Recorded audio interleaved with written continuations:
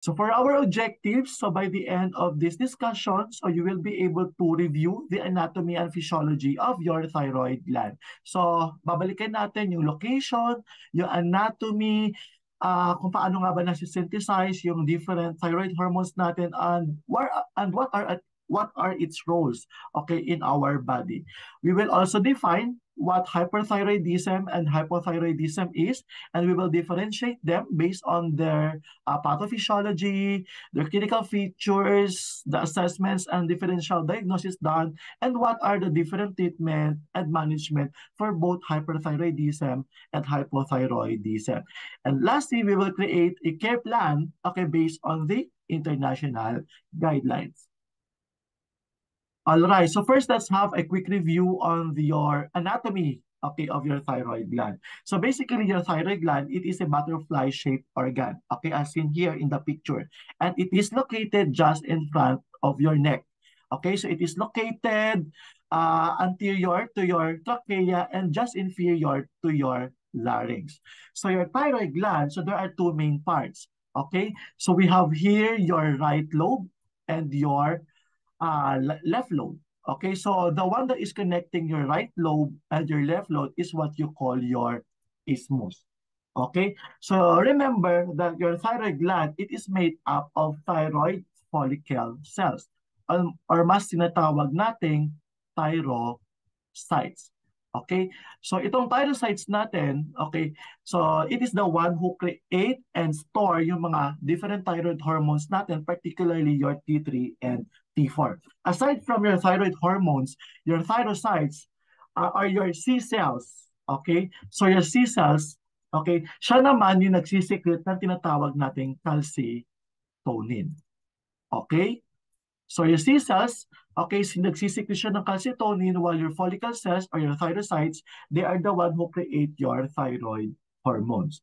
So with regards to your size, okay, and weight ng thyroid gland natin, so tatandaan ninyo that your thyroid gland, okay, so is about 2 inches long, and the weight of your thyroid gland it range from 12 to 20 grams. So anong implications ito? So kahit ganyan kabigat or ganyan kahaba ang thyroid gland natin, dapat it is not usually visible from the outside. So dapat wala tayong makikita, or there should be no appearance of a lump on your neck.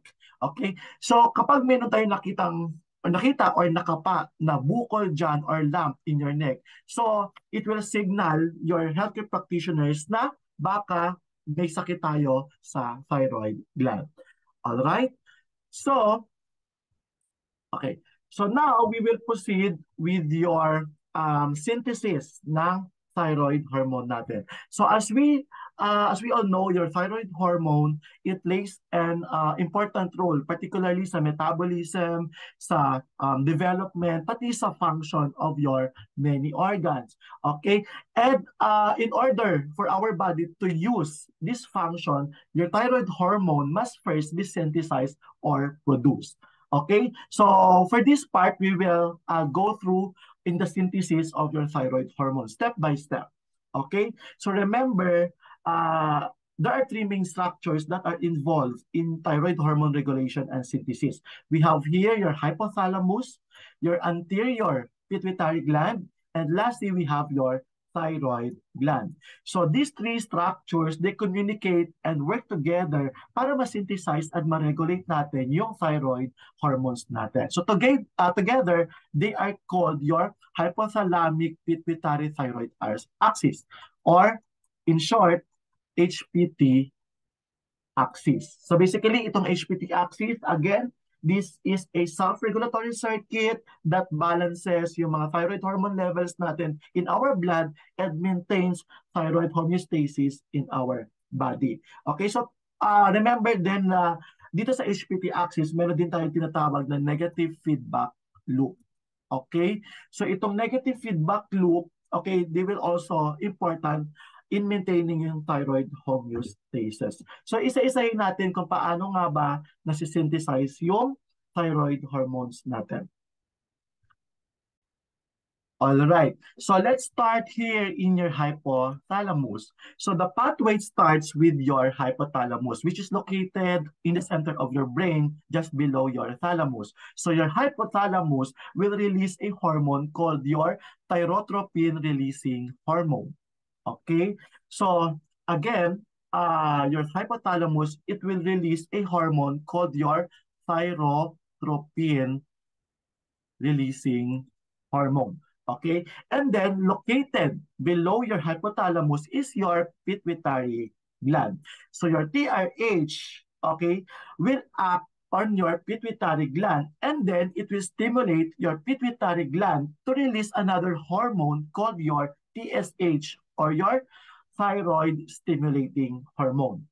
Okay, so again, your TRH, okay, will act on your pituitary gland to release a hormone called your thyroid stimulating hormone. And then your TSH, then it will be released from your anterior pituitary gland papuntang bloodstream. Okay, aside from that, your TSH, it will also bind to another gland called your thyroid gland. Okay, so again, yung thyroid gland natin, ito na yung butterfly-shaped structure that is located at the base of your anterior neck. Yung TSH natin, it will activate your thyroid gland para ma-synthesize natin yung different hormones, which is your T4 and your T3. Okay? So kapag na-activate na ng TSH yung thyroid gland, or kapag nakapag-synthesize na yung thyroid gland natin ng T4 and T3, itong mga thyroid hormone na to, it will then be released from your thyroid gland papuntang bloodstream, where it acts on many tissues and organs in our body.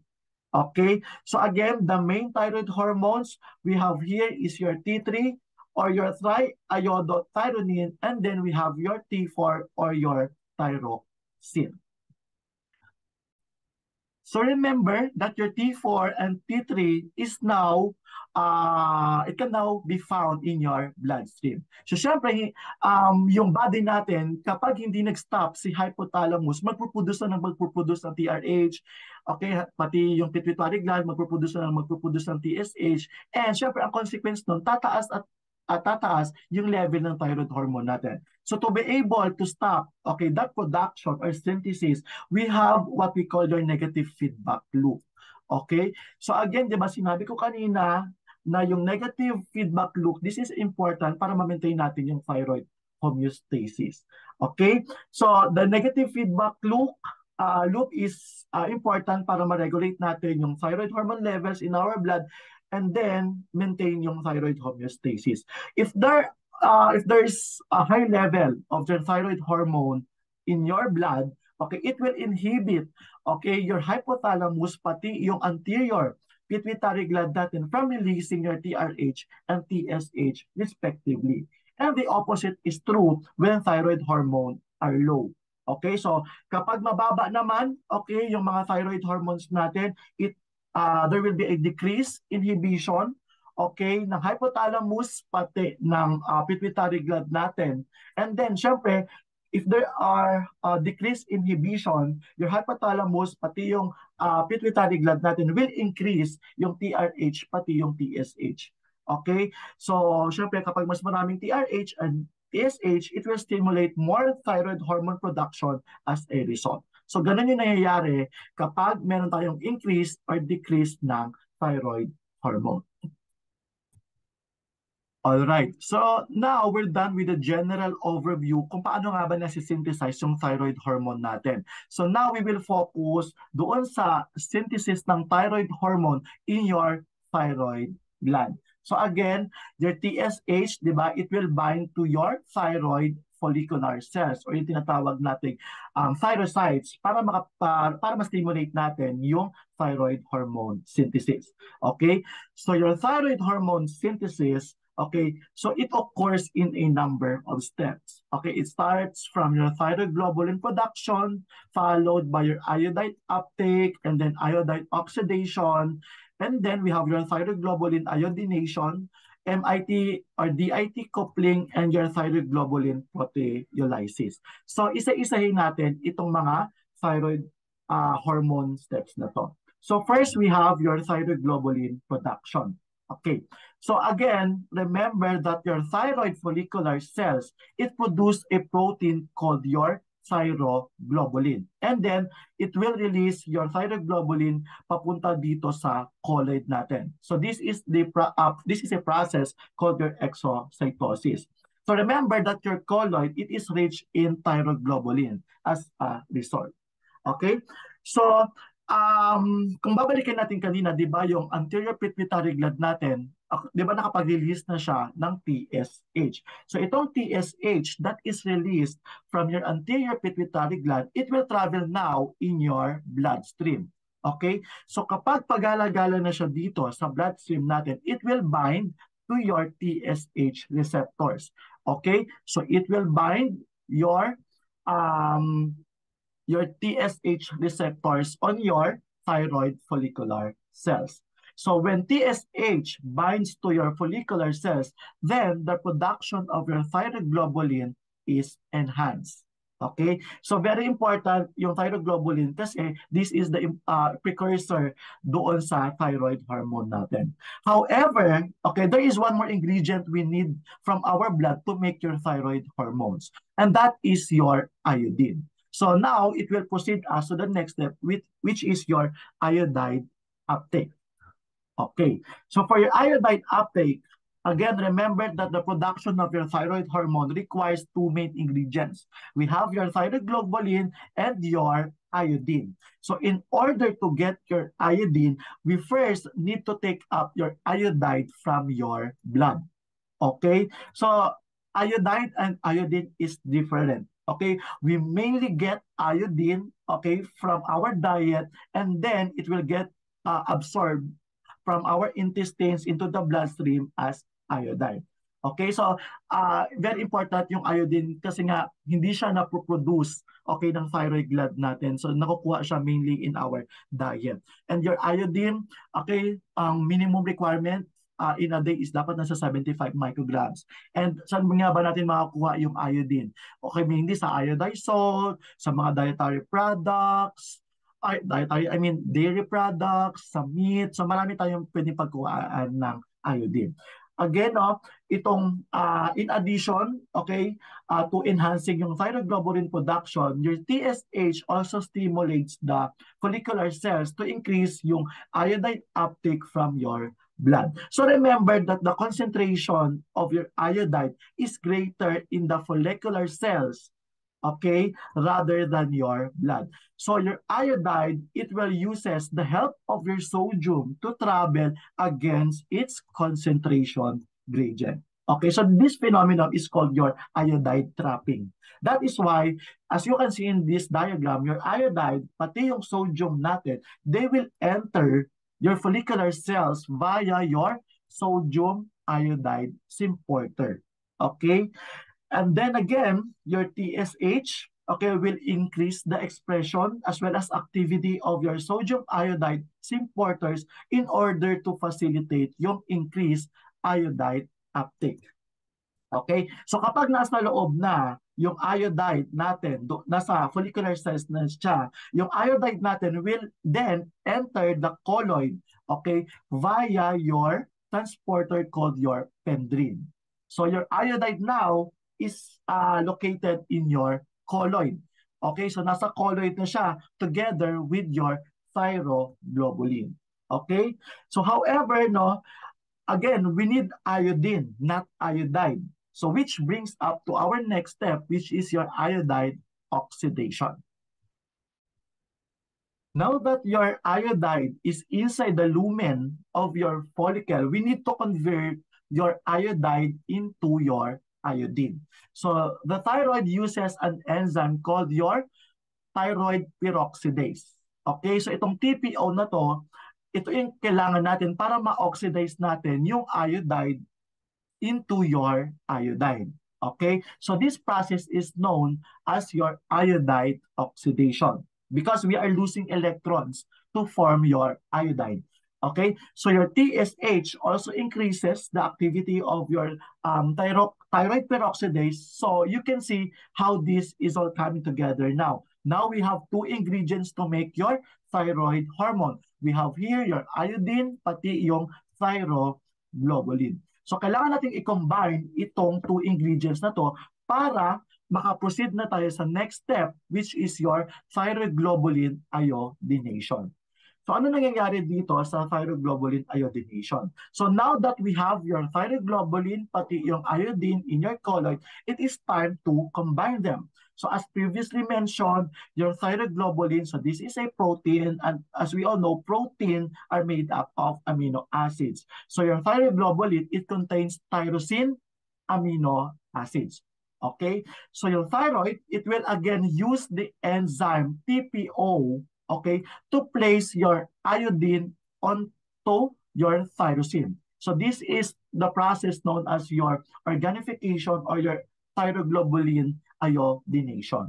Okay? So now, okay, as we all know, no, kung napapansin niyo, meron tayong prefix dito na mono pati yung di. Okay, mono ibig sabihin 1 and yung di ibig sabihin is 2. If one iodine, okay, so if one iodine is placed, okay, on tyrosine, okay, so then it becomes your monoiodotyrosine. And then if two iodine, okay, if two iodine are placed on your tyrosine, then it becomes your diiodotyrosine. Okay?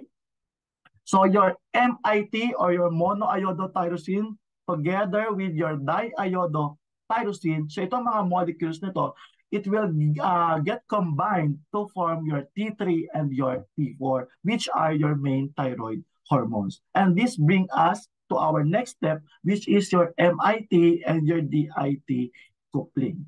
So ano nangyayari dito sa step number 5? Okay, so in order to make your T3 and T4, we need to combine your MIT and your DIT. So if we combine, okay, one DIT, which contains your 2 iodide, with one MIT, which contains 1 iodide, we will have 3 iodine. Okay, so this will give us your triiodothyronine, also known as your T3. On the other hand, if we combine 2 DIT, which contains 2 iodine on them, and then we will have 4 iodines. Okay, kasi 2 DIT na i-combine natin. It will give us now your tetraiodothyronine, or also known as your T4 or thyroxine. So the process of combining your MIT and DIT molecules to form your T3 and your T4 is known as your coupling. Okay? And guess what enzyme the thyroid uses again? So, in order to perform itong coupling, kailangan ulit natin ng TPO or your thyroid peroxidase. So, basically for this step, sobrang daming uses ng thyroid peroxidase natin. From iodine oxidation, okay, from your thyroglobulin iodination, and then from MIT or DIT coupling. Okay, so now our thyroglobulin, okay, it has now T3 and T4 bound to it. Okay, so now we have to cut, okay, yung T3 and T4 out of your globulin, which brings us to our final thyroid hormone synthesis step, which is your thyroglobulin proteolysis. So remember that your thyroglobulin now contains your T3 and your T4. So therefore, we have to cut the T3 and your T4 out of your protein. So in order to do this, your thyroglobulin, it exits the colloid and enters back in your follicular cells. So this is the process known as your endocytosis. Your TSH will increase the thyroglobulin endocytosis. So your lysosomes that can be found in your follicular cells will fuse with the thyroglobulin endosome. Okay, so your lysosomes that can be found here in your follicular cells, they contain your proteolytic enzymes called your proteases that itong proteases na to, this is very important para ma-split natin yung T3 and T4 from your protein or your thyroglobulin. And then, kapag na-split na yung T3 and T4 from your thyroglobulin, itong T3 and T4, it will enter your bloodstream again. Okay? Which bring us to our final overall step. So what is that final overall step? So ito na yung tinatawag nating thyroid hormone release. Okay? So since yung T3 and T4 natin have now been cleaved, okay, from your thyroglobulin in the follicular cells, your T3 and T4 will then exit your follicular cells and enter your bloodstream to act on target tissues as well as organs. So collectively, itong T3 and T4 natin, they are known as your thyroid hormones. Okay, remember that about 20% of your thyroid hormone released from the thyroid is your T3, while 80% is T4. So mas marami yung T4 compared sa T3. Okay, so remember that your T4 mas stable siya and mas durable compared sa T3. That is why your T4 mas maganda to, or when it comes to function, siya yung nagdadala, or if you want to transport your thyroid hormone, mas tatagal yung T4 natin compared sa T3. However, mas biological active yung T3 natin. Okay? So, yung T3 natin mas stronger yung effect niya when it comes to entering your cells or your target organs. Okay? So again, okay, overall, the majority of your T3 pati T4 are bound to carrier proteins as they travel through our blood. So one of the main carrier proteins na dumidikit sa T3 and T4 natin is your TBG or your thyroxine binding globulin. Okay? So although your T3 and T4 can both have effects on target tissues, remember na mas mas considered na active form yung T3 natin.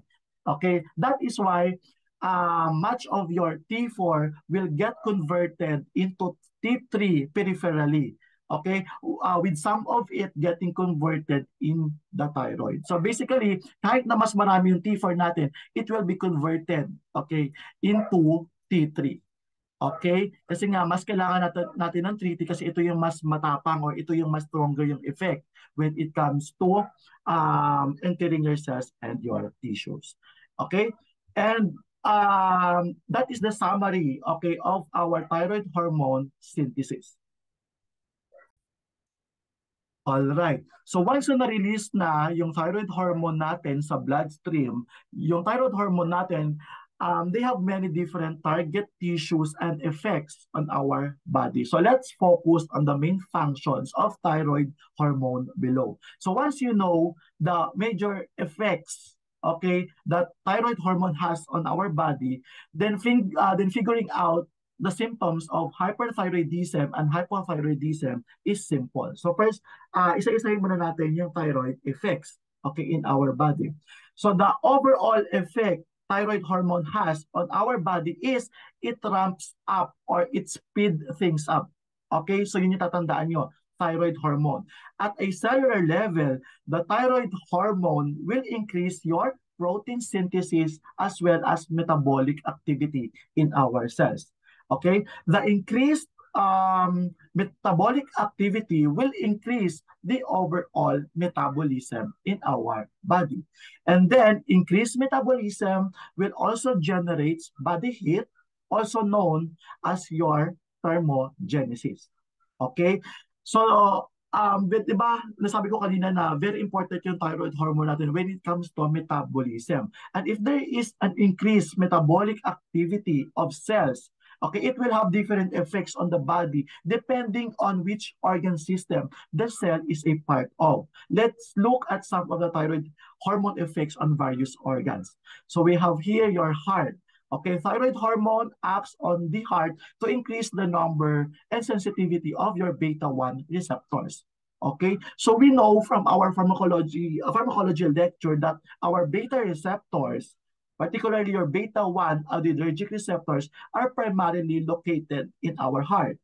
Beta receptors, it will bind your epinephrine, pati yung norepinephrine natin, which are involved in our sympathetic response, which is our fight or flight.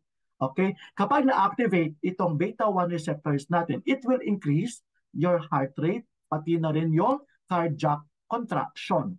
And kapag na-increase yung cardiac contraction natin, it will increase your stroke volume.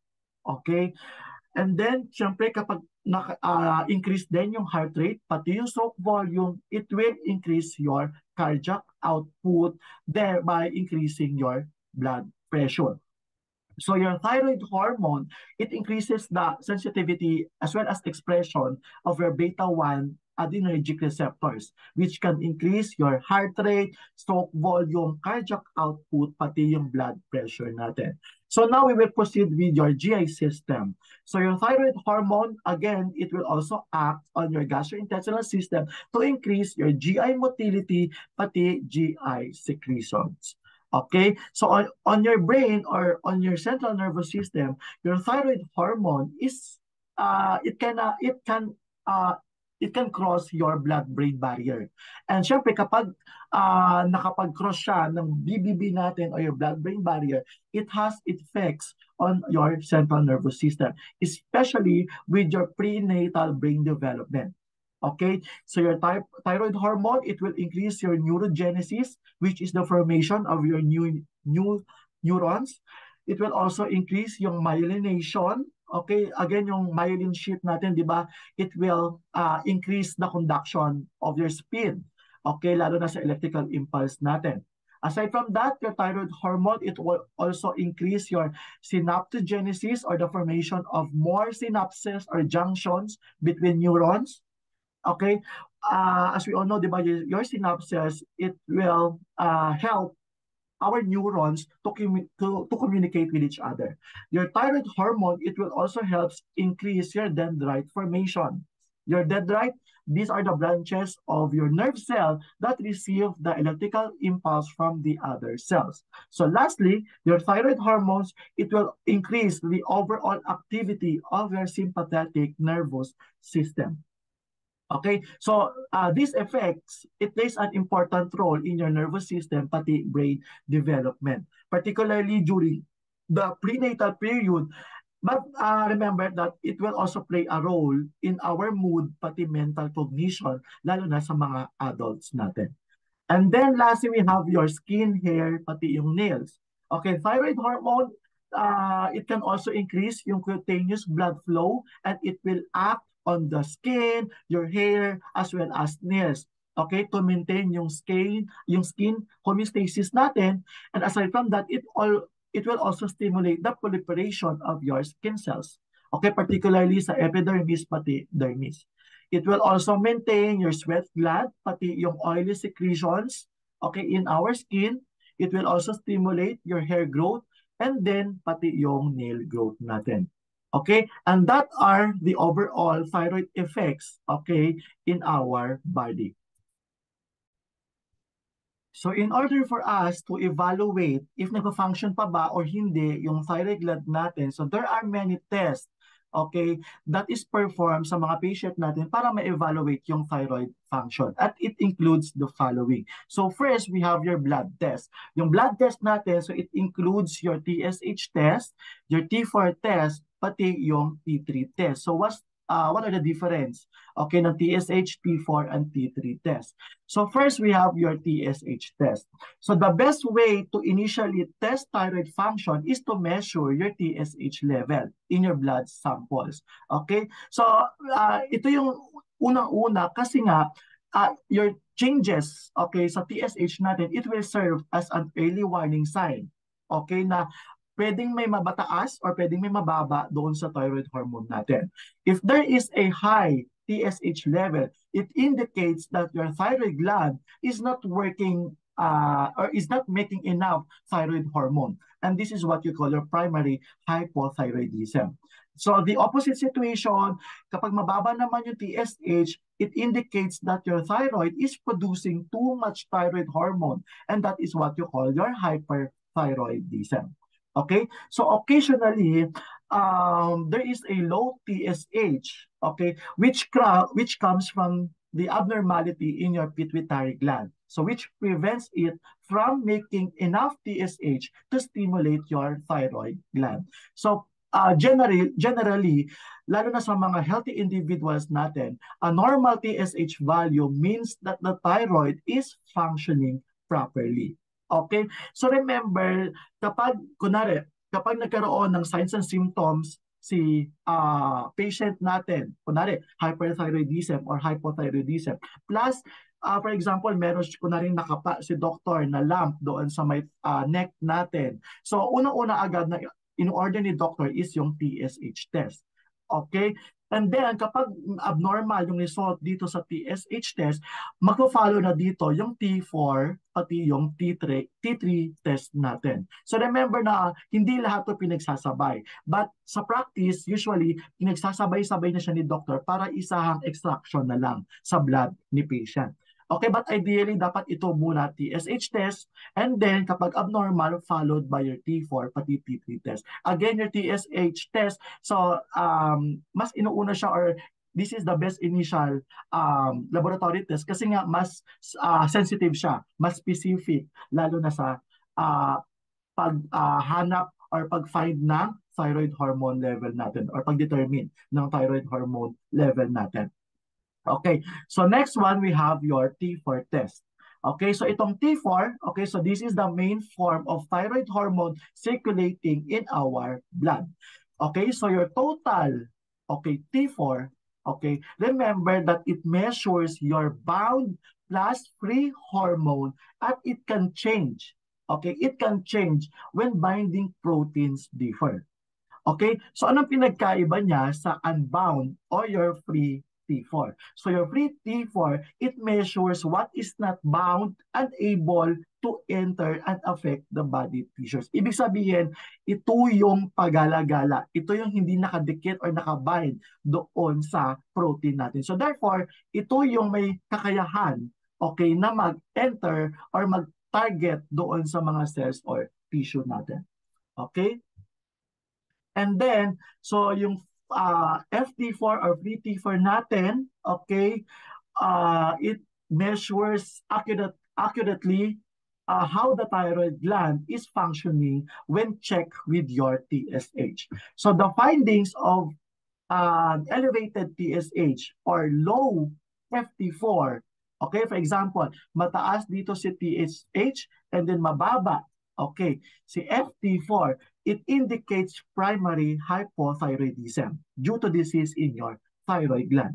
Kapag mababa naman si TSH, okay, and then mababa din si FT4, it indicates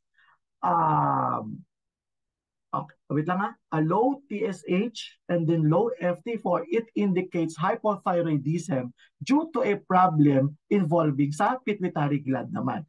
Okay, yung kanina, kapag elevated TSH tapos low FT4, primary hypothyroidism due to disease in your thyroid gland. Kapag low TSH naman, and then kapag low FT4, indicates hypothyroidism involving your pituitary gland. Okay? If mababa naman si TSH, okay, if mababa si TSH with an elevated FT4, okay, the patient may have hyperthyroidism. So, mamaya i-discuss ko, okay, yung different values ng TSH, pati T4 and T3 natin. Okay, so now we will proceed with your T3 test. So, ano naman meron dito sa T3 test natin? So your T3 tests are often useful in diagnosing your hyperthyroidism or to determine the severity of your hyperthyroidism. So patients who are hyperthyroid will have an elevated T3 level. In some individuals with a low TSH, okay, only the T3 is elevated and the FT4 is normal. Okay? So usually yung T3 natin, okay, this is rarely helpful sa mga patient natin with hypothyroid. Okay? Since ito yung pinaka-last test to become abnormal, yung T3 test natin. So patients can be severely hypothyroid with a high TSH, okay, and low FT4 but have a normal T3. Okay? So kapag ganun yung result ninyo, pwede yung patient natin has severe hypothyroidism. Okay, so yun yung mga different blood test natin. Okay, so yung T3 test pala natin, no, we have your free T3, at meron din tayong tinatawag na reverse T3. So ano main difference yan? So measurement of your free T3, so this is possible, but this is often not reliable and therefore not typically helpful. So yung reverse T3 naman natin, so this is your biologically inactive protein that is structurally very similar to your T3. Okay? But ang main difference lang niya is yung iodine atoms, they are placed in different locations. Kaya nga, tawag sa kanya is reverse. Okay, which makes it inactive. Okay, so again, your measurement of your reverse T3, so it does not help determine whether hypothyroidism exists or not. Okay, and is not clinically useful. So pinaka-useful talaga natin is your TSH, okay, pati yung T4 natin. Okay, so mamaya doon sa algorithm, i-check ko, ipapakita ko sa inyo tuwing kailan tayo nag-order ng T3 test. So aside from your blood test, meron din tayong thyroid antibody test. Okay? So itong itong thyroid antibody test natin. So there are two common antibodies. Okay? We have your thyroid peroxidase antibody and your thyroid globulin antibody. So measuring levels, okay, of these thyroid antibodies may help us diagnose the cause of your thyroid problem. Okay, so particularly your thyroid peroxidase antibodies. So these are antibodies against a key enzyme that are involved in the production of your thyroid hormone. Okay, and this is often associated with your autoimmune condition, which is your Hashimoto thyroiditis. Yung thyroid globulin antibodies naman, so these are antibodies that are against stored form of your thyroid hormone. And when elevated, okay, if your thyroid globulin antibody is elevated, it can lead to an underproduction of your thyroid hormone. Okay? So these are the two antibody tests. Okay, so for example, if the patient has a positive, okay, anti-thyroid peroxidase, or pwede naman siyang positive dito sa thyroglobulin antibodies, so pwede yung patient natin is diagnosed with your Hashimoto thyroiditis. So ganun lang naman yung implication niya. Okay? And lastly, we have your non-blood test. Okay, we have your radioactive iodine uptake. Okay? So itong radioactive iodine uptake naman natin, so this is also important. Okay? If we want to determine if nagpo-function pa yung thyroid natin or hindi. Okay? So dito, mini-measure natin yung amount of your radioactivity that is taken up by your thyroid gland. Okay, wherein your doctors or your clinicians, they will determine whether the gland is functioning normally. If there is a high, okay, if the value is high or radioactive uptake is high, so ibig sabihin nito that your thyroid gland is overactive. Okay, if there is a high RAI, so ibig sabihin that your thyroid gland is overactive. So meaning, pwede na yung patient natin is diagnosed with hyperthyroidism. If ang RAI nyo naman is low, so ibig sabihin nito, your thyroid gland is pwedeng underactive. Or we can diagnose our patient with hypothyroidism. Okay, so in addition to your radioactive iodine uptake, so a thyroid scan may be also obtained, which shows a picture of your thyroid gland, but it also reveals what parts of the thyroid have taken up by your iodine. Okay, so basically itong sa radioactive iodine uptake natin, so dito gumagamit tayo dito ng iodine 131 or iodine with the isotope of your 131.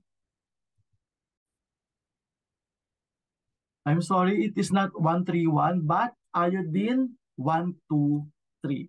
Okay? So yung iodine 123 natin, so this is the ideal isotope, okay, for this purpose.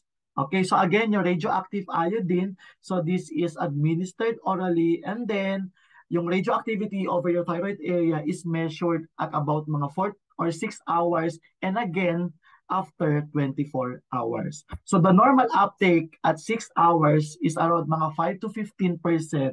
And then kapag umabot na ng 24 hours, so the normal uptake is about 8 to 30%. Okay? So all of these are the different function tests. Okay? Para ma-check natin if nagpa-function pa ng maayos yung thyroid gland natin.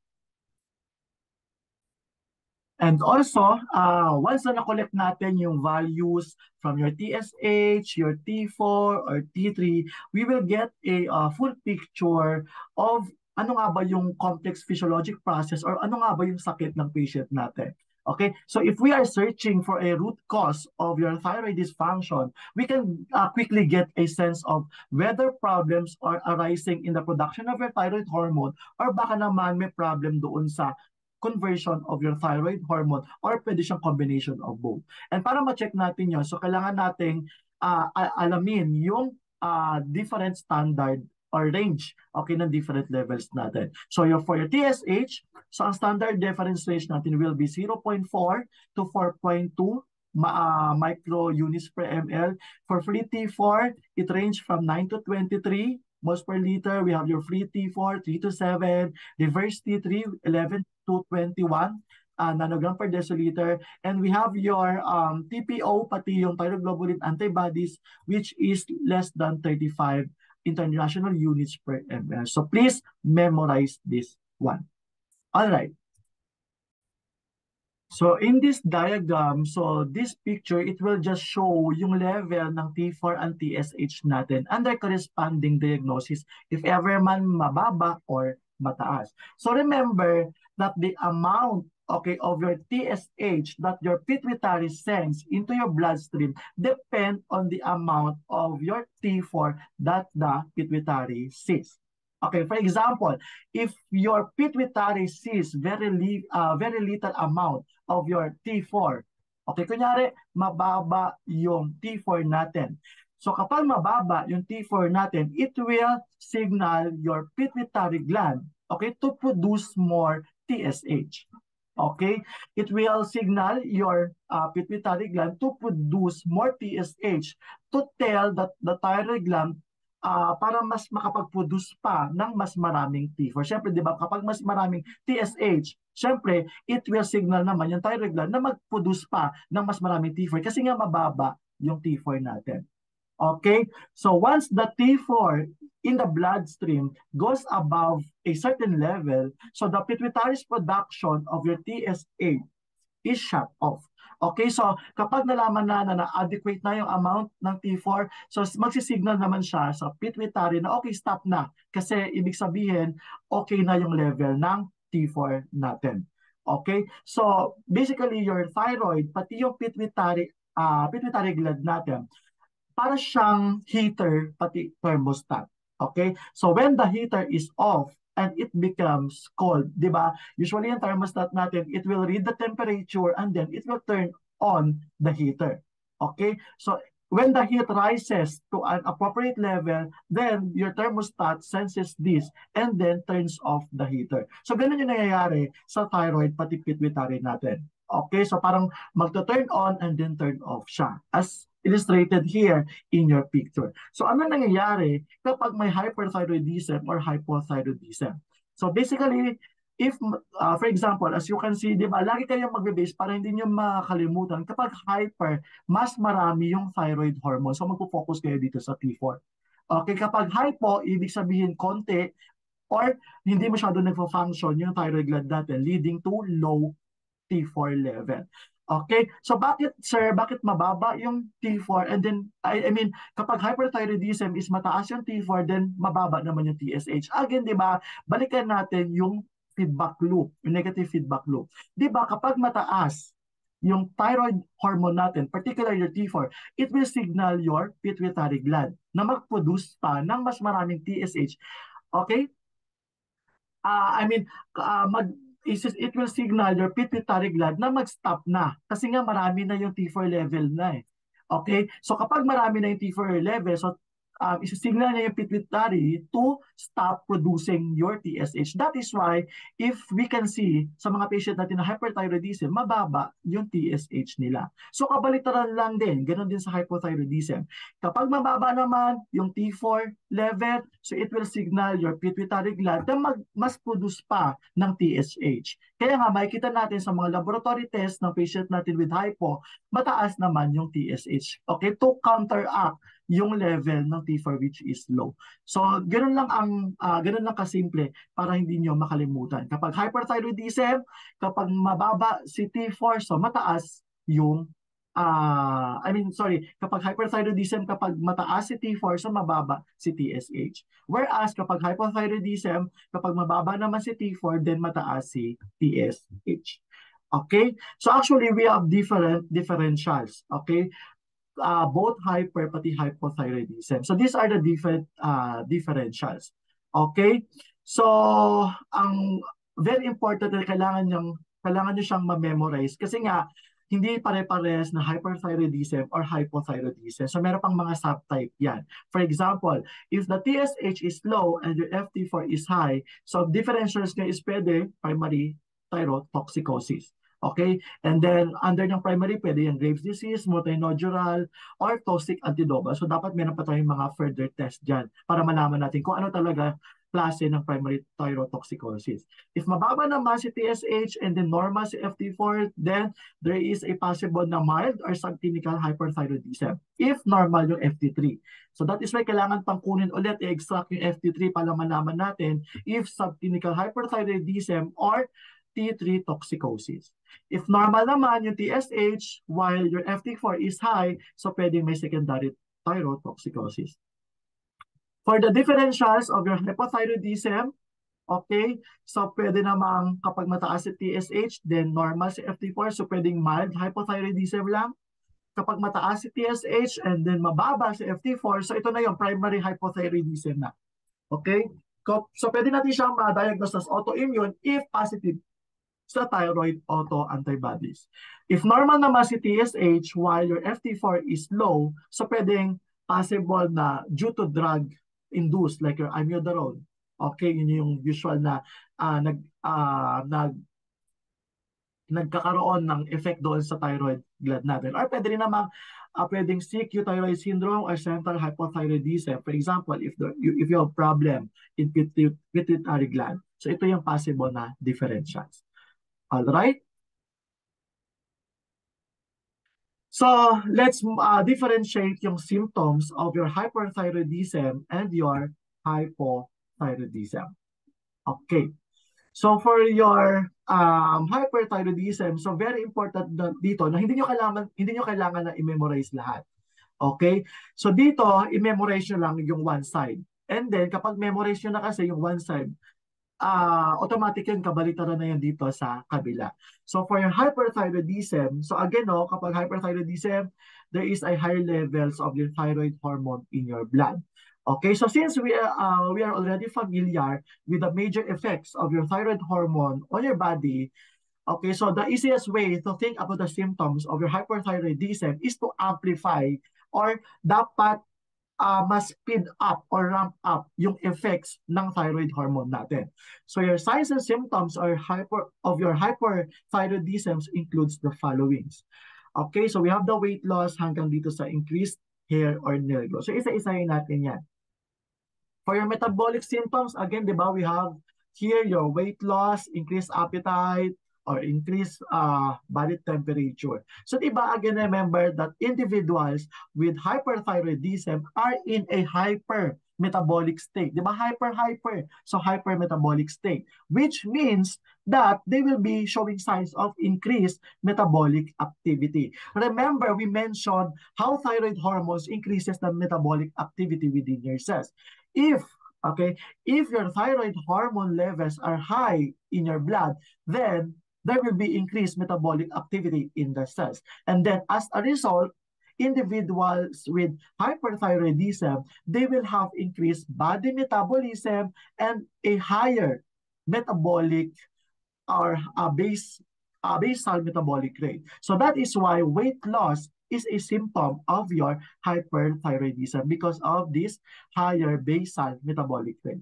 And this is also the reason why there may be an increased appetite because our body is trying to restore the energy that is being used up. We also mentioned above yung that your body heat is generated with metabolism. So this is the process known as your thermogenesis. If there is an increase in metabolism, then there will be also an increase in body heat production. That is why there is an increase in body temperature, there is a heat tolerance, there is an increased sensitivity to heat. So these are the symptoms of your hyperthyroidism. In terms of cardiovascular symptoms, so we have here your tachycardia, palpitations, arrhythmia. Okay, so di ba, remember na diniscuss ko kanina that your thyroid hormone, it increases your beta-1 receptor expression and sensitivity in your heart, which increases your heart rate, pati cardiac contraction. So these effects will be amplified in hyperthyroidism. As a result, so there will be a tachycardia or increased or fast heart rate, okay, may be present. Okay, individuals will may also experience palpitations, which are sensations of the heart racing or skipping a bit. There will be also abnormal heart rates and rhythms called your arrhythmias, which may be present in hyperthyroidism. So the increased heart rate, pati yung cardiac contraction, will also increase your cardiac output, which is why there is hypertension or high blood pressure sa mga patient natin with hyperthyroidism. Okay? So, aside from that, there will be also increase in sympathetic activity, which also contributes to the hypertension, pati tachycardia. With regards to your gastrointestinal symptoms, so there is a diarrhea or there is a frequent loose stools. Okay, so di ba I have mentioned earlier that your GI system, okay, so yung mga thyroid hormone natin, it will increase your GI motility pati secretion. So this can lead to the symptoms of your diarrhea and frequent loose stools in hyperthyroidism. Okay, so in your neuropsychiatric symptoms, okay, so we know that your thyroid hormones plays an important role in the development and function of your central nervous system, particularly during your prenatal period. So your thyroid hormone, it also acts to increase your sympathetic nervous system activity. Individuals, okay, who have high levels of your thyroid hormone, they may experience overstimulation of your neuronal as well as sympathetic activity, and it can lead to symptoms of your anxiety, nervousness, irritability, insomnia, tremors, as well as hyperreflexia. So the increased sympathetic activity will also contribute to above cardiovascular symptoms of your tachycardia, pati hypertension, as well as the increased sweating, okay, which we will discuss later on. Okay, and lastly, we have the cutaneous symptoms. Okay, so we also know that your thyroid hormone will increase the cutaneous blood flow, and it will act particularly sa skin, sa hair, pati sa nails natin. So the increased cutaneous blood flow, sympathetic activity, pati body temperature in hyperthyroidism, it will cause increased sweating. Okay, or pwedeng magkaroon ng diaphoresis na tinatawag. As a reminder, di ba, yung sweat glands natin, these are innervated by the sympathetic nervous system. And then other symptoms of hyperthyroidism, it includes, yun nga, hair growth, fine or soft hair, or pwede rin namang nail growth. Okay, so the increased nail growth may cause onycholysis. Okay, it will cause onycholysis, which is the separation of the nail from your nail bed. So that are the symptoms of your hyperthyroidism. On the other hand, kapag hypothyroidism naman, so kabaliktaran naman lahat yan. Okay, so again, hindi ko ni-require na i-memorize lahat. Again, i-memorize nyo lang yung isang part, and then, kapag memorize nyo na yung isang part, ibabaliktad nyo lang for your hypothyroidism. Alright?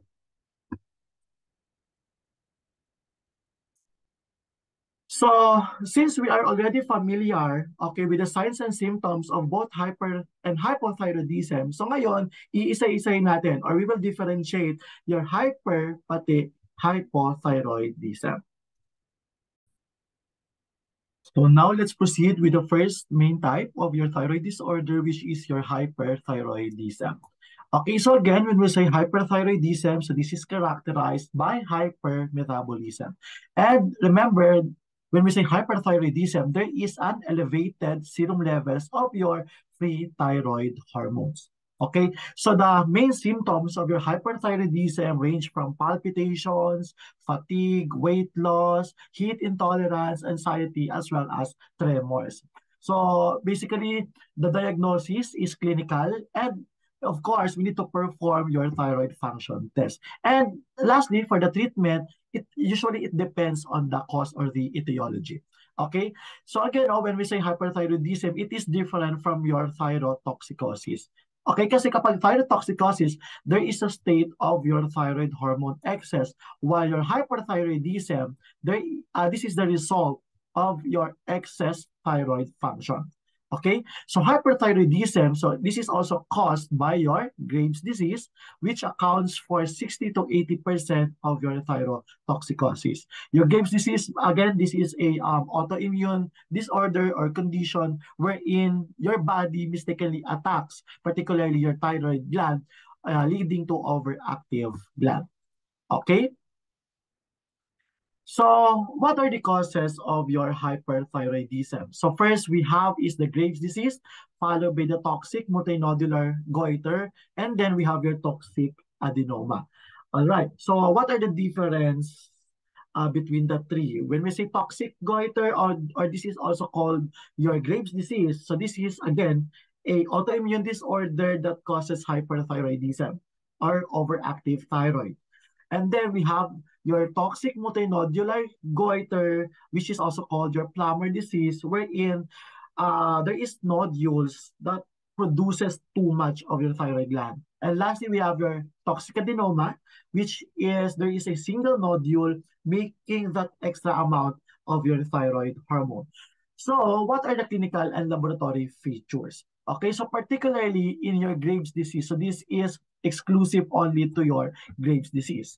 So in Graves' disease, there is a diffuse enlarged thyroid gland. So basically, mga 2 to 3 times, okay, it's normal size. Ganoon kalaki yung thyroid gland na may kita sa Graves' disease.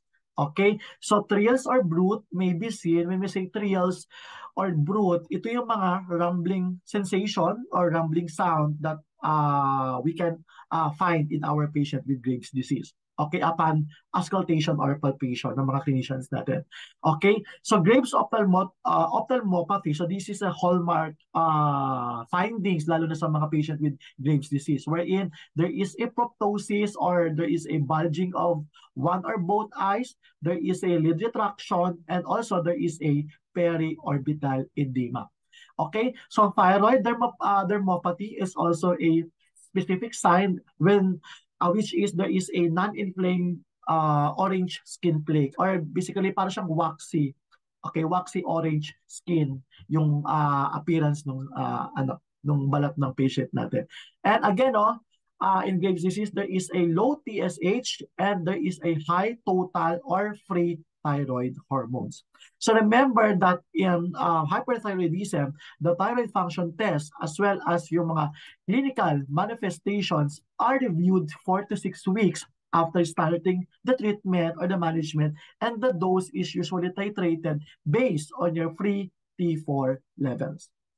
All right. So now we will proceed with your diagnostic workup. Okay, so again, also to be able to diagnose our patient with hyperthyroidism, we need to base on the history, on your physical exam, as well as your thyroid function test. Okay? So again, no, we need to check for the signs and symptoms, okay, ng hyperthyroidism. If nagtutugma yung mga signs and symptoms, okay, with your hyperthyroidism, then we will proceed with your thyroid function test. Okay? So in your hyperthyroidism, serum TSH measurement is the best test because again, no, TSH is suppressed in patient with hyperthyroidism. Okay? Siyempre, meron tayong mga exception dyan. Like, for instances, when the etiology is a TSH secreting pituitary adenoma. So, yun yung exception natin for the TSH. So, again, no, we need to check for the TSH as well as the free T4 level because ito yung usually mataas. Okay, particularly your free T4, mataas siya lalo na sa mga patient with hyperthyroidism. So, basically, no, kapag elevated yung TSH as well as yung free T4, i-exclude na natin siya. Okay? So, we can suspect na yung patient is pwede siyang may pituitary adenoma or there is a problem in your pituitary gland. And then, if mababa yung TSH and then elevated or there is a normal free T4 or the total T3 levels, then we need to proceed with your RAI or the radioactive iodine uptake. Okay, so upon performing yung radioactive iodine uptake, then we need to know if there is a low or if there is a high uptake. If there is a low radioactive iodine uptake, then we can diagnose our patient with these following disorders. We have the thyroiditis, ectopic thyroid hormone, as well as exogenous thyroid hormone. If mataas naman yung RAI, okay, ng patient natin, then we can further classify that into two. Pwede siyang homogeneous or pwede rin naman siyang nodular. Kapag homogeneous, yung distribution ng radioactive iodine natin, then that is Graves' disease. If there is nodular, okay, and then yung nodular distribution is there is a multiple spot or there is a multiple areas of accumulation, that is your toxic multinodular goiter. Kapag there is a single spot or there is only a single area of accumulation, that is your toxic adenoma. And that is our diagnostic workup for hyperthyroidism. So now we will proceed with the treatment of hyperthyroidism.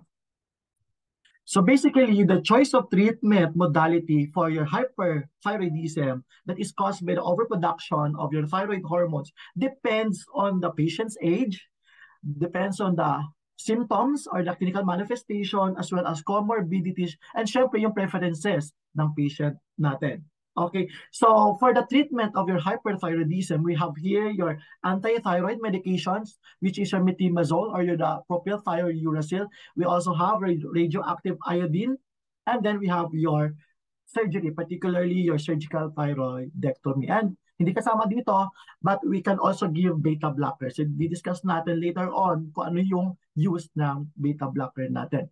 For the first treatment is we have yung mga anti-thyroid medications natin, particularly your metimazole and your propylthiouracil. Okay? So in the treatment of your hyperthyroidism, so metimazole is the preferred drug. Okay? So basically itong two medication kasi nito, they are the one who reduce yung thyroid hormone synthesis natin. Okay? Para mas mapababa natin yung level ng free thyroid hormone levels natin. Okay? So again, itong mga anti-thyroid drugs, so they can block yung thyroid peroxidase, they can also decrease yung organification of your iodide as well as impair yung coupling reaction. Okay? Again, metimazole, this is your first line pharmacotherapy or this is the preferred drug. Okay? Kasi nga, mas madalas ang ginagamit compared sa propylthiouracil because of the side effects of your propylthiouracil. Okay, however, okay, remember that your metimazole, so this is the first line pharmacotherapy because of its many advantages. Okay, it is non-invasive, it's not expensive, there is a low risk of permanent hypothyroidism, and there is a possible remissions due to immune effects. Okay? However, ang metimazole natin, so hindi siya binibigay sa mga patient natin na pregnant. Lalo na if mag-undergo ng for the first or lalo na if your patient is in the first trimester of pregnancy. So again, your methimazole, so this is contraindicated lalo na sa mga pregnant in their first trimester. So drug of choice, yung propylthiouracil natin in the first trimester of pregnancy. Okay? And isa din sa mga reason kung bakit mas preferred ang methimazole natin is because of its adverse effect, particularly sa propylthiouracil natin. It can cause liver failure or hepatotoxicity. It can also lead to agranulocytosis or any aplastic anemia. So yun yung mga adverse effect na pwede nating ma-experience sa propylthiouracil. Okay, so again, first line natin is your methimazole. So next we have is your radioactive sodium iodine. Okay, with the isotope of 131. So again, yung preferred isotope natin for the RAI is your 123. While for the treatment, we use your 131. Okay, so itong iodine 131 natin, so this is the most common treatment for hyperthyroidism. Okay, so it is often recommended as the treatment of choice, lalo na sa mga patient natin with Graves' disease or toxic nodular goiter in all patients, including children. Okay? And then, syempre, ingat-ingat na sa paggamit ng radioactive iodine kasi this is not used during lactation because it can enter your breast milk and cause hypothyroidism in the infant. It is not also used during your pregnancy because it can crosses the placenta and it can cause severe fetal hypothyroidism. Okay? So, aside from that, syempre, lastly, we have your surgery or your thyroidectomy. Okay, so for the surgery, especially for if your patient has a large goiters with nodules na nire-recommend na natin na ibigay yung surgery. Okay?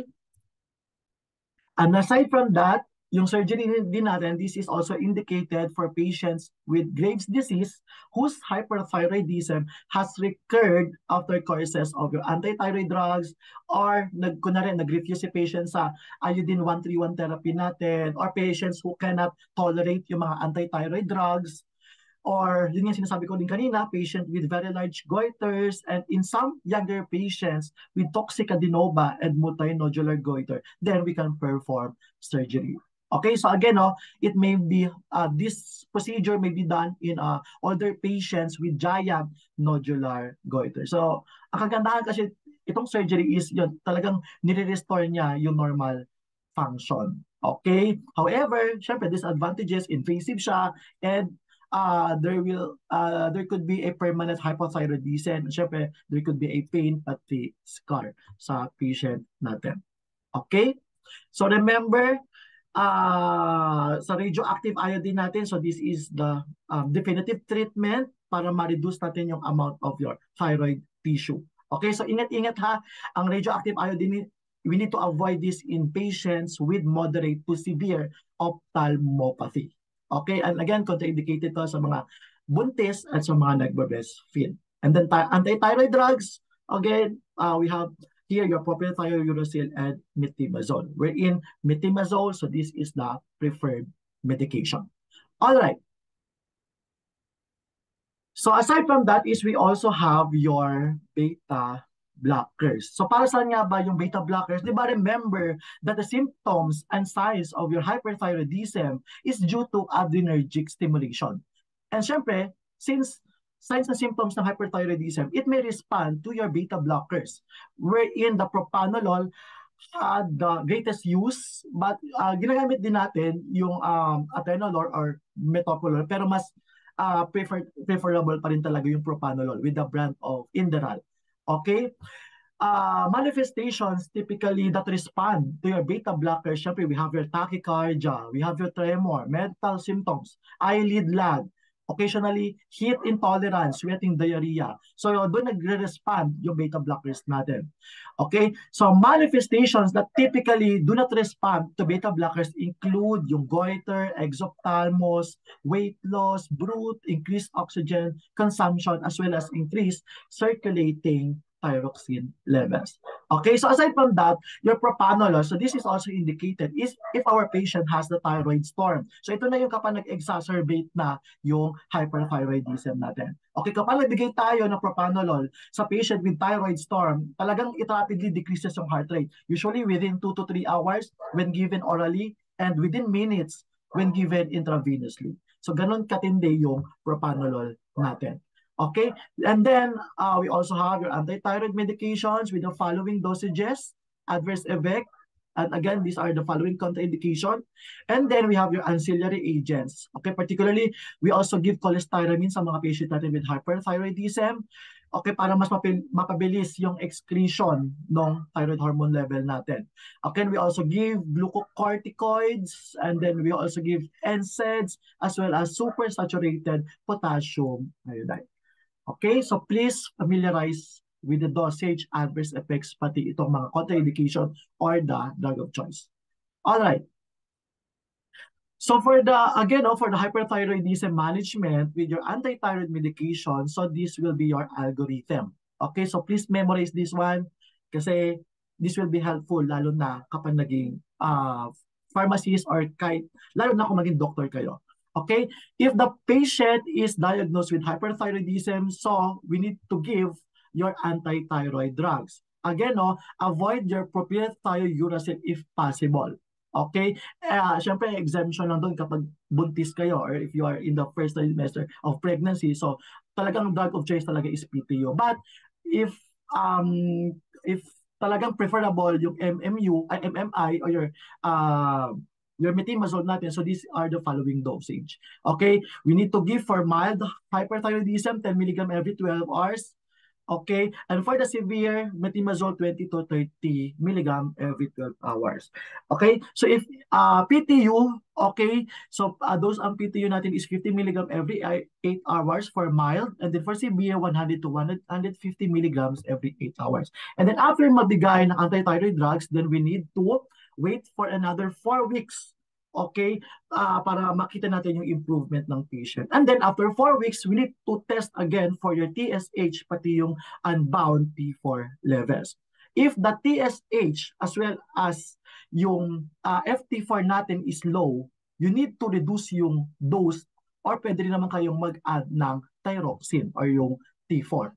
Okay, and then after that, you need to monitor every 1 to 2 months and then reduce dose progressively if the TSH and FT4 is normal. If the TSH naman is mababa while the FT4 is normal, so ganun din. Monitor every 1 to 2 months, then reduce dose progressively if nag-normalize na yung TSH as well as FT4. If mababa naman yung TSH while the FT4 is high, you need to continue or as much as possible, you need to increase the anti-thyroid drugs. Kasi nga, again, kailangan mapababa natin dito yung FT4. Okay, and then after 4 to 8 weeks, repeat again yung TSH pati FT4. Okay? So, kunwari, bumalik na sa normal yung TSH pati FT4, then we need to discontinue anti-thyroid drugs after a year or around 12 to 18 months. And then monitor 3 to 6 as well as 9 to 12 months, then annually. Okay, kasi baka magkaroon tayo ng recurrence or relapse sa hyperthyroidism. All right? And then if the TSH and FTR is not normal, like for example, mataas si TSH while your FT4 is low or normal, then there could be a signs of remission. So if there is a sign of remission, you need to reduce dose after 6 to 12 months. So that is the algorithm for the anti-thyroid medication management. All right. So now we will proceed with your hypothyroidism. Okay? Kung sa hyperthyroidism natin is there is a elevated serum level of your free thyroid hormones. Sa hypothyroidism naman natin, so there is a thyroid hormone deficiency. Okay, and the common symptoms include, syempre, cold tolerance, we have the fatigue, the weight gain, etc. And some signs include yung typical facial appearance. Okay, there is also a hoarse, slow speech, as well as dry skin. So again, diagnosis, it depends on your thyroid function test. And your management includes administration of thyroxine. seen. Okay, remember that your hypothyroidism, it can occur at any age. But this is particularly common among older adults. Okay? And then hypothyroidism, so there may be a primary, secondary, and tertiary cause. And before we proceed that, remember that yung pinaka-main cause talaga ng hypothyroidism is your iodine deficiency. Okay, worldwide to. This is the most common cause of your hypothyroidism. What if wala namang iodine sufficiency? Okay, or there is no iodine deficiency. So the autoimmune diseases, particularly your Hashimoto, thyroiditis, as well as iatrogenic causes, like for example, ito yung mga drug-induced, okay, na hyperthyroidism. So these are the most common cause of your hypothyroidism. All right? All right. So for the causes of your hypothyroidism, so we can categorize that as your primary, secondary, as well as tertiary. Okay, kapag primary, tatandaan nyo lang na ang main problem dito is your thyroid gland. Kapag secondary, the main problem is your pituitary gland. While your tertiary, ang main problem dito is your hypothalamus. Okay? So ano yung mga different disorders? Okay, under ng primary, secondary, as well as tertiary. Kapag primary hypothyroidism, so again, the most common cause is autoimmune. Okay, it usually results from Hashimoto thyroiditis. Okay, and this is often associated with a firm goiter. Okay, yes, hyperthyroidism, meron din siyang goiter. Okay, particularly regular yung goiter sa hyperthyroidism as well as soft. Kapag hypothyroidism kasi, ang goiter niya is usually irregular, pati medyo firm yung consistency. Okay? So aside from Hashimoto thyroiditis, syempre we have here your iodine deficiency, or if there is a excess iodine intake. Another example is if the patient undergoes surgery, like for example, nag-undergo ng thyroid ablation si patient, so that is also primary hypothyroidism.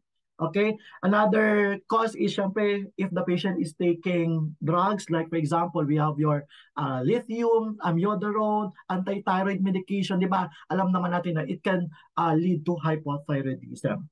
Okay, syempre genetic abnormalities. Then lahat ng yan, it will fall under your primary hypothyroidism.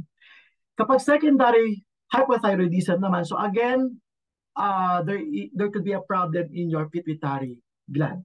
Okay? So yung common cause ng secondary hypothyroidism natin is we have your adenoma, we have your, if there is a pituitary disease or pituitary destruction, okay, or anything that there is a deficiency sa TSH secretion natin, okay, it can term as your secondary hypothyroidism. Okay? And lastly, we have tertiary, syempre, if there is a problem or dysfunction in your hypothalamus. Okay? So if there is a problem in hypothalamus, syempre, there could be a deficient in your TRH secretion. So that is your tertiary hypothyroidism. So what are the clinical as well as laboratory features of your hypothyroidism? So again, goiter is usually irregular and firm in consistency. So unlike your hyperthyroidism kasi regular, pati soft. And what are the typical features? So yan, we have your puffy face as seen here in the image. There is also an edematous eyelids and there is a non-pitting pretibial edema. Okay, pretibial edema natin, so this is also called it is a sign of your myxedema coma. So I will discuss later on what is the myxedema coma. And then there is also a thinning of your outer third of the eyebrows. So it can also be seen in a patient with hypothyroidism. So for the clinical features or laboratory features, so again, mataas si TSH and then mababa naman si free T4 levels. So once confirmed, okay, either clinical hypothyroidism or mild hypothyroidism, so usually we need to get or order for your thyroperoxidase antibodies as well as thyroglobulin antibodies. Okay? So para ma-check talaga natin or para ma-determine natin yung etiology. Okay? So we can get the etiology kung ano ba talaga yung cause ng hypothyroidism by checking your TPO pati TG antibodies. And then there could be also elevated cholesterol as well as triglycerides and also anemia. Usually mga macrocytic pati normocytic anemia yung madadiagnose natin kay patient. All right. Alright, so now we will proceed with your diagnostic workup. So kagaya lang din sa hyperthyroidism, so we need to check for the history and then we need to perform physical exam sa patient natin with hypothyroidism. If nagtutugma yung signs and symptoms, then we need to measure your serum TSH or your thyroid stimulating hormone. Okay? So again, sinabi ko kanina na una-una talaga, this is the best initial test. Okay? Para malaman natin if hypo or hyperthyroidism. But then again, minsan sinasabay na ni doctor kunin yung TSH pati yung FT4 para isahang exaction lang. Okay, so once we obtain yung serum TSH, then we need to interpret if high, low, or normal. If the TSH is below, okay, the normal range, then exclude na natin agad siya kasi syempre kapag mababa yung TSH, we can say na hyperthyroidism yung patient. If the TSH naman is in normal range, we can say that your patient is euthyroid or nasa normal lang. While if your TSH is greater than 5.5, okay, international units per liter, then we need to get your FT4 or your unbound T4 level. So once we get the free T4, then we need to interpret it again. If the free T4 is below your normal range, then that is primary hypothyroidism. Okay, so kapag primary hypothyroidism, we throw everything to our patient. Bigay agad tayo ng medication. If the free T4 is within the normal range, then we can say that our patient has mild or subclinical hypothyroidism. So if there is a mild or subclinical hypothyroidism, we can only consider giving levothyroxine if your TSH is greater than 10 milli-IU per liter. We can also consider levothyroxine if there is an increased thyroid peroxidase antibody titer. So dapat dito nag-order rin tayo ng antibody na TPO. And then if the patient wants to get pregnant, okay, so we can give levothyroxine. And if the patient has symptoms of hypothyroidism, then give levothyroxine. Okay, if your free T4 naman is above the normal range, so that is not a hypothyroidism. So you need to consult for another doctor or particularly mga endocrine kung bakit ganun yung signs and symptoms ng patient natin. So again, for the primary hypothyroidism, so this will be your treatment. If you are diagnosed with primary hypothyroidism, so yung pagbibigay natin ng levothyroxine should be based on weight. Okay, especially if you are child or if you are adolescent. But if the patient is less than 50 years old, okay, so there is another guideline, especially for levothyroxine. So I will discuss later on kung ano yung guideline natin sa pagbibigay ng levothyroxine. Okay, so if the patient is 50 to 60 years old, okay, so you need to give or you need to start levothyroxine with a dose of 25 to 50 micrograms daily.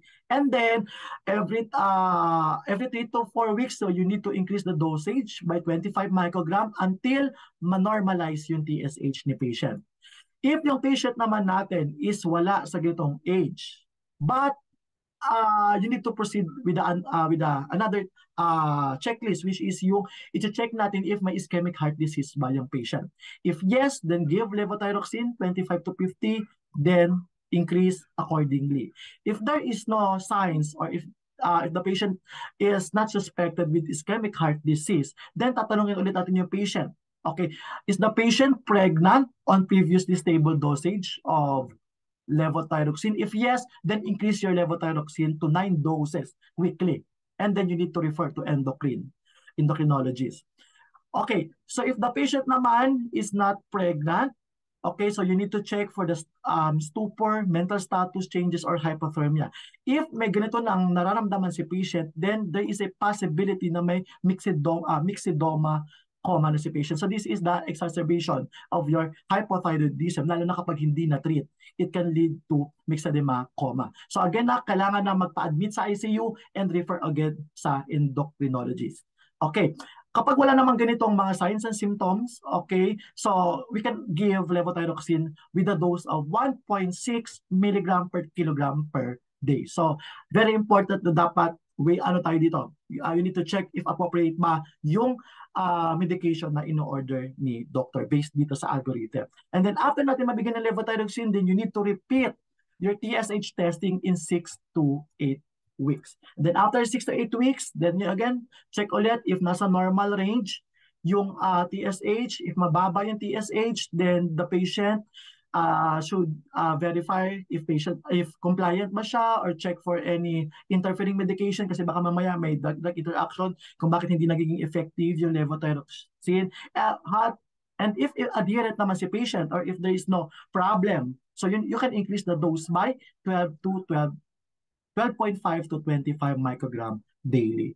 If no improvement in TSH or there is no symptoms, okay, or I'm sorry, if the symptoms after 2 to 3 dose escalation, so you need to refer to endocrinologist.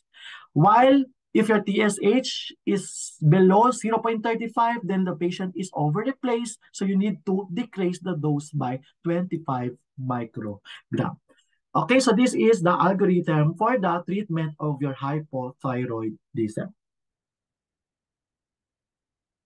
So these are the following treatment for hypothyroidism. So there are various thyroid hormone preparations that are available for replacement therapy. So it includes your synthetic preparations of your T4. Okay, this is your levothyroxine. There is also your T3, okay, or liothyronine, a combination of the two synthetic hormones, and there is also your desiccated animal thyroid extract. So among these four, so yung levothyroxine natin, so this is the most preferred. Okay, so the usual maintenance dose is around nasa 75 microgram to 150 microgram a day. Okay, so again, yung dosing natin is nakadepende sa age, sa body mass index, as well as absorption, lalo na sa mga pediatric patient natin. Okay, so the starting dose, lalo na sa mga young or sa mga middle-aged patients natin who are otherwise healthy, can be 100 microgram or pwede rin namang 1.7. Okay, o pwede siya ngayon, yun yung pinaka-maximum na 1.7 microgram per kilogram orally once a day. Alright. So tatandaan nyo lang, no, itong liothyronine natin, so this should not be used alone for long-term replacement because of its short half-life as well as yung large peaks, lalo na doon sa serum T3 natin. Okay? And then, remember that if your patient is diagnosed with secondary hypothyroidism, levothyroxine should not be given until there is a evidence of adequate cortisol secretion, or this is yung cortisol therapy, okay, na binibigay natin kay patient. Because remember, levothyroxine could precipitate your adrenal crisis. So ingat-ingat tayo doon. Okay, so ano ba yung kailangan nyo pang tandaan when we are giving levothyroxine? Okay, so again, levothyroxine, so this should be given mga 30 to 60 minutes before breakfast. Or pwede rin namang 2 hours, okay, after breakfast. So dapat as much as possible without meal, iinumin natin yung levothyroxine. Okay? Kasi nga it can affect yung absorption if may meals tayo. And then remember, those should be increased by around 30% lalo na sa mga patient natin na buntis or particularly sa mga first trimester, dapat i-increase natin yung dose ng levothyroxine mga 30%. And then, also remember, there should be a dose reduction, usually mga 50 microgram per day, lalo na sa mga patient natin na elderly, pati yung mga patient natin with cardiac disease. And ito yung pinaka-importante, you need to avoid concomitant administration with food, with ferrous sulfate, any calcium-containing medications, PPIs like pantoprazoles, aluminum hydroxide, or sucralfate. Because again, this can affect yung absorption. Particularly, itong mga drugs or foods na to, it can decrease your absorption. Alright? So again, no, your levothyroxine, so this is the recommended, okay, choice out of these four because of its efficacy in resolving the symptoms of your hypothyroidism. So there is a long-term experience, okay, of its benefits, and there is a favorable side effect profile. And syempre, ease of administration then, and there is a good intestinal absorption. Okay, there is a long serum half-life, and lastly, hindi siya mahal. Okay, low cost lang yung levothyroxine natin. Alright? So ito yung sinasabi ko kanina, no? If you're Okay, so if the patient is diagnosed with primary hypothyroidism, but if you are adult, less than 50 years old, then this will be the guidelines. For non-pregnant patients, so 1.6 milligram per kilogram per day as the initial dosage. If you are older patients with with known or suspected cardiac disease, so 25 or 50 microgram daily starting doses, then you need to increase by 25 microgram every 3 to 4 weeks until full replacement dosage is reached. For pregnant patients, so you need to increase to 9 doses weekly. Okay, 1 extra dose on 2 days of the week at earliest knowledge of the pregnancy. And if your patient with subclinical or mild hypothyroidism, so this will be the dose. Okay, it depends on on the level of your TSH. So if less than 10 yung TSH, so 50 microgram daily. And if the TSH is greater than 10, so 1.6 milligram per kilogram per day. All right. So these are the following references, okay, that are used in this lecture. And that concludes our discussion on the thyroid disorders. Okay, so if ever, man, if you have concerns or questions, so please contact me at emsimeon@ust.edu.ph. Okay, so thank you everyone and have a good day.